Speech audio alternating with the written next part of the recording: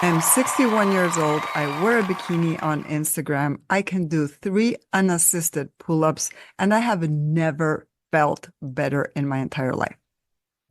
Live from the Never Too Late stage in sunny Sarasota, Florida, it's the Never Too Late Show! Tonight's guest proves it's never too late to reinvent yourself and do what you love. And now, helping women turn what now into watch this, here's your host, Teresa Bueno. Welcome, Lorraine. It's so great to have you here. This is awesome. Let me tell the folks a little bit about you. You went from broken to bikini post and best-selling books, I might add. And you are in the house. You are a force to be reckoned with, woman. And we're so happy to have you here. You're living proof that really is never too late to live your best life. How do you feel about that? Do you feel like you're living your best life right now, Lorraine? I really do. And I'm not just saying that. I feel I have all the ingredients and I've used all the tools to live the life I was always meant to live. That's awesome. And you created that life too, didn't you? I think we all create our lives, and my life now is built on mistakes, on failures, on tough moments, on depression. And it's not what happens to you, but what you do with it. And I feel that all those tough moments and overcoming them are what took me to a place of knowing myself and being able to pull from a toolkit that provides the mental stamina and the grit to do a lot of things that I never imagined I could do, like doing pull-ups at 61 when I had never, ever, ever done them. That's amazing. And that's one of the things that I know about you. I have, in full disclosure, Lorraine and I do know each other. We do improv together. Woo, have a blast with that. And one of the things I'm wondering, have you always been this bold? Yes. Or were you born bold or did it come later on in life? It came later on, but not very late. I remember the first bold thing that I remember doing is I was 23 and I had always wanted to dance since I was a kid, but my dad couldn't afford the dancing lessons, so he pulled me out, and I had been a fitness instructor in my 20s and I really wanted to dance. And by all concepts, I was too old to start. But I did. And I walked into a class of professionals, no less. It wasn't like a beginner class because I couldn't find one.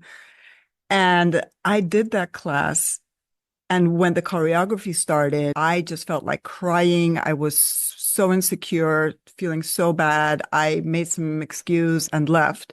So you were young and that had to be terrifying. It really was. And I thought I would never come back to the class, but I was like, I really want to do this. I had a friend, still my friend, who was a professional dancer, and she taught me a few things at home. And I went back to that class and almost always cried at the end of it. Yeah. And there's so many things, and just the fact that I was able to do something that scared me so much that I carried that. It's not like I was never afraid. I've always been afraid of many things, and I still am. But it's the fact that I'm like, okay, I'm going to do it anyway. I didn't feel good when I walked into the class and realized, oh my gosh, this is so above my head that Yeah. I. Right. Just have your fear and act anyway. That was a big awareness that I got probably not until I think I was about 39 when I first had that aha in a course that I took. It was, I could have my fear and act anyway because I thought, oh, I had to have all my ducks in a row and be like, know what I was doing before I could act. But no, that's not the case, is it? You're a perfect case in point. I'd like for you to take us back. What was in your mind or what was going on in your life whenever you said, okay, I'm going to start something really totally new? I'm just like going to go another direction. So I'll fast forward to a time in my life where a lot of the listeners might be at. I was in my 40s and I left a marriage that was toxic and hard and not productive. I was actually a mom on welfare for a year after that. And I had, even though I was in my 40s, I had my kids late. So the kids were 7 and 5. And I was living in the States and I don't have family here because I'm half Spanish and most of my family is in Spain. But I decided to stay so my kids could be close to their dad. And somehow, even though my whole life I had made a living with words, as a translator, as an interpreter, as a writer and author of books, journalist, but there were no gigs. That was 2008 when the Florida housing bust happened, and my ex-husband and I didn't have any gigs, no work, no money, anything. But the contacts that I made in the journalism world came back to me, and they knew my work ethic, and they were like, Lorraine, there's this thing like the internet existed, but we have these online publications. We'd love for you to write here and there and the other. And I just realized, oh my gosh, I don't have to find a new way of making a living. What I have to do is embrace technology and the internet. And in a really short time, at an age where a lot of people are very daunted by technology, Yep. I embraced it like a third language. I speak English and Spanish, and I speak social media and the internet. And that was the beginning of what a couple of years, no, not 4 years later, would become a website called Viva 50 that I created the year that I turned 50 because I was at the best time of my life at that moment. Now I feel that I'm at the best time of my life now, but at 50, I thought that was it. And I had met the love of my life. I had rebuilt myself professionally. I felt good mentally, physically, and emotionally. And I was just satisfied and content. And I wanted to show other people, specifically women who were following me online, that it is not only possible, but it is great to even be alive after a certain age. And and so that was that. And so I make a living online, and I've done that for 11 plus years with my own brand. And sometimes I think it's crazy because now I work less but make more money, and I love what I do. I really, Yeah. really love what I do. It's clear. I follow you on Instagram and you have all these followers. How many followers do you have now? Across all social media channels, over 300,000. That's amazing. Instagram is a small piece of the puzzle. And there I only have, I think it's 51,000, 52,000. And I say only because I know other people will have a million or Right, 200,000, right. 300,000. But that does not prevent me from making a living, because what brands are looking for now is engagement. And I have that. And I have a connection with the people who follow me. And I just recently launched a Substack, which you followed. So thank you. And I Yes. hope you continue with yours, because it's a new way. What I love is creating community and creating relationships with other women. And it's not only about posting, oh, look what I do. And I basically share my life, but where the real magic happens is in the direct messages that people send to me. And maybe Yeah. we're talking about our struggles, what I'm going through, what they're going through, things that I don't post in public because they Mhm. pertain other members of the family, like the kids. Right. But other parents are going through those struggles as well, or mental health challenges or whatever. That is what I love. Yes. And like I say, it shows. Thank And I want to ask because it seems like you have such a handle on this reinvention of yourself. What's something people don't realize about starting over that you think that you've learned?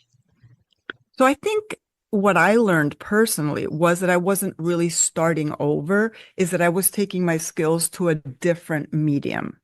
I did think of it at some point. I thought, yeah, I reinvented myself. And I'm like, no, I'm still doing what I always did, which is work with words, but now with images. Like, I never thought of myself as a visual person. And now I'm doing my videos. I edit my own videos, at least for now, because I like the challenge of being 61 years old and being able to figure it out and being able Yeah. to, that is why I do that.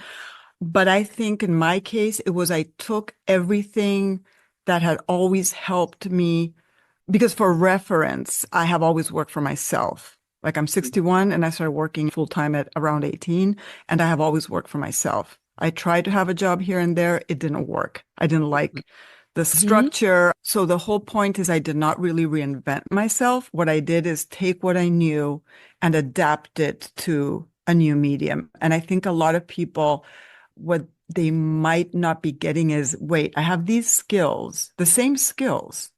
What can I apply them to that I really love to do? What do you do whenever you're up against those moments that you feel either stuck or lack of inspiration or passion for what you're doing? What do you do? I wait it out because I am old enough and experienced enough to know that this too shall pass. I've been through it before. It's something that youth does not have. I was talking with my 23, almost 24-year-old daughter who's going through some challenges, and I was telling her, you don't know this, but you're going to be okay. I know it because I've already been there as you have long enough that we've been through things and we know this too shall pass. And I know that the feeling of not being good enough or that my work isn't good enough or I'm stuck or there's a dip or I'm uninspired completely, I just have to wait and Yeah. continue to do the work, uninspired and unmotivated and scared. And then suddenly one day I'm like, oh, I love it again. You know? It goes back to what one of the things we were just talking about in the beginning was that you can have your fear and act anyway, but you can have a lot of things and act anyway. You can have your boredom and act Mm-hmm. anyway. You can have your frustrations and act anyway. You can have your doubts and act anyway. So I think that's one of the things that I hear you saying, that what is important is staying the course, like staying with the activity, and it will return. There's, I think that's also one of the things that sometimes action will generate that passion again. Have you found that to be true? That if you might be in the dumps or like down, but if you just get up and go do that thing, suddenly, Yes. And another thing is, I was having this conversation with mutual friends recently about creativity and all the rest of it, is that I'm the kind of person who, while other people are still studying how to build a website, whatever, I'm 11 years into it, I started without a logo, without knowing what we were doing. My husband, Phil, who's an author and a he was a photojournalist. Now he's a photographer of me. Poor guy. But we didn't really know what we were doing. I knew it to a degree, but I didn't know if it was going to work. And I remember other women, midlife women back then saying, oh, I'd love to talk to you to see how you did it. And then I had these conversations. They never did their thing. And here I am 11, almost 12 years later, still doing things and launching new things and getting into them. And I just launched this Substack called Aging Like a Legend, which is a really bold statement. But I thought, if I think about it too much, I'm not going to do it. right. And then 2 years from now, I will regret not starting a Substack. So, talking about improv, that's where you and I met. And how has improv impacted your life? Or what did it wake you up to? Oh, so many things. First of all, that I was able to do something that scared me a lot, which was improv. Like I kept going to the shows. Friends of mine had done it, and I never took the step of actually signing up. Once we started doing it, I realized, oh my gosh, this is the yes and concept and the thinking on your feet and just building community and being aware of other people, listening. It helped me listen more. I'm Spanish, so we talk a lot and listen less. So it taught Doesn't me happen to just to Spanish people. so it, well, I guess you're right. It's a human thing. I listen more. It's helped me deal with very crazy personal and very challenging personal situations with our kids and realizing, let's pivot. Yep. This was my line and this was my storyline, but now it's this other one. And it also opened me to goodness, meeting so many great people. It's difficult to make friendships when you're older. And I think having shared interest and acting and all these other things that I've been doing, it's just wonderful because then the age barrier disappears. And as you very well know, we're doing improv with 20-year-olds, with 80-year-olds, and with all the people in the middle, That's right. and 80 plus year olds. And so I think it's great.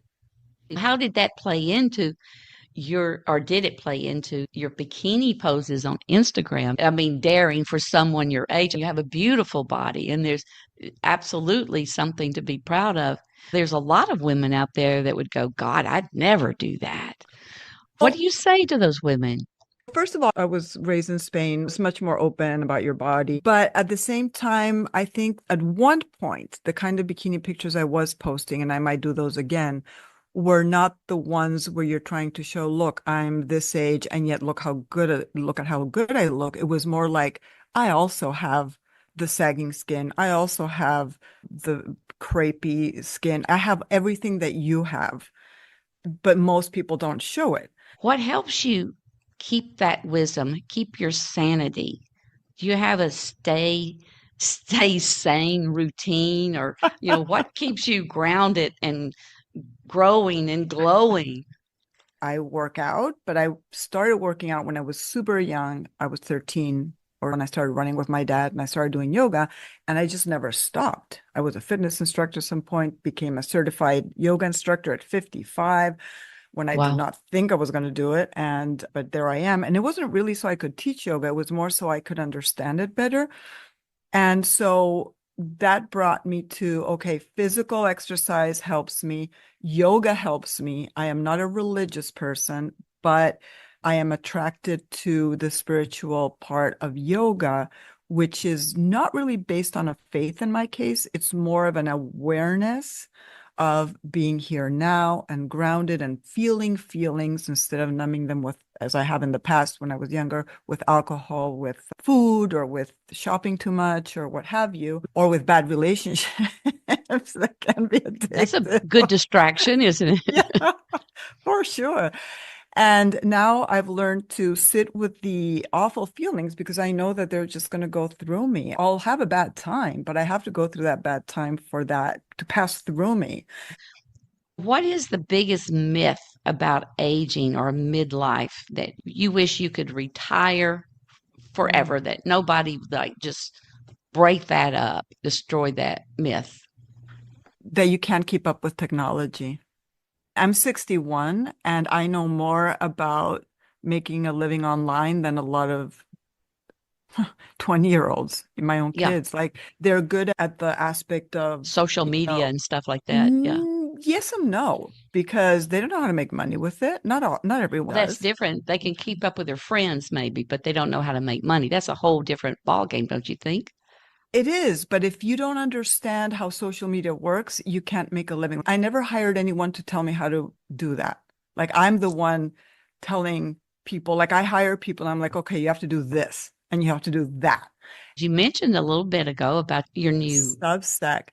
So here's what happened last year. I had a publisher reach out to publish a book on being over 60, and they were telling me that there are not a lot of books of postmenopause. There's a lot about menopause, about being 40 and 50 and blah, blah, but not about after that. I I want to be a lot more conscious of what I write in the form of a book. And so I said no to that project, but I didn't say no to the book in my head for me. They just gave me the idea of what I want to write about. Yeah. And then my agent and manager, who I've been working with for, we're in our 9th year now, she talked me into getting on Substack, which is like a blog and social media all combined, but it's also a Mhm. newsletter. And I didn't want to do one more thing. But then she gave me the opportunity to hire someone who would help me get it all organized so I didn't have to start from scratch. Tell us, Lorraine, if for anyone watching us who's feeling stuck, like maybe it is too late for them or that they are missing some other attribute or quality, what would you say to them?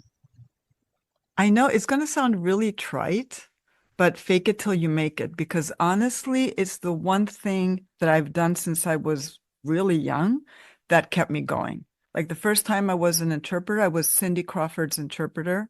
Those older Wow. people will know who she is, but the younger people have no idea. I was her interpreter in Spain. And when she did her Revlon tour, I was in my 20s. And I remember being asked, do you think you can do this? And I'm like, yeah. I was so scared.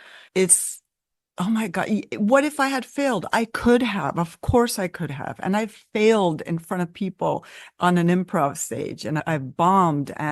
But the thing is that in life, or at least in the creative life that one can have, like I've had it all my life, but for those people starting it later, being so used to failure that it doesn't feel bad anymore. Yeah. Back to something you were saying earlier, that this too shall pass. Yeah, and it does. Trust me, it does. And nobody will remember. Only you will. And you can take the lessons with you, right? There is Yeah, no failure. There's either success or a lesson. You learn yeah, something yeah. every time things don't work out the way you want them to. Lorraine, how can people get in touch with you? If somebody wants to follow you, know more about you, what do you tell people? I tell people Google me. Google me. Yeah, Lorraine Ladish. If you look for Lorraine Carbonell Ladish, that's my full name, but I go by Lorraine Ladish, you'll find me. I'm too easy to find. And we're going to make it even easier because we're going to post all of your social media so people will know how to do that.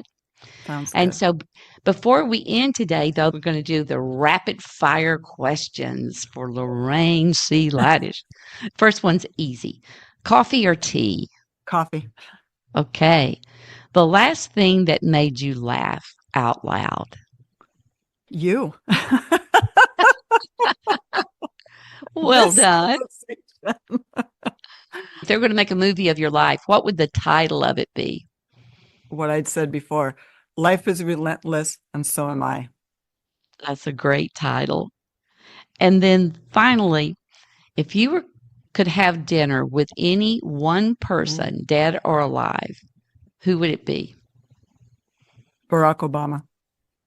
Well, thank you for that. And now then, one more thing, as we always end with our guest favorite joke or riddle. What's something that makes you laugh?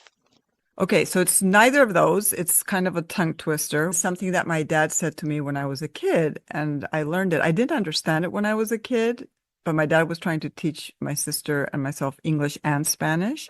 Mm. And this was I don't know if it's called a tongue twister. You'll tell me when I say it. How much would a woodchuck chuck if a woodchuck could chuck wood? Well done. And that is a tongue twister. Excellent.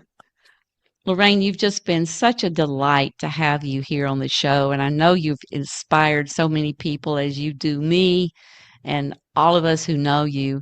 And I can't wait to see more about aging like a legend and just see what you're up to next, girl. You keep going.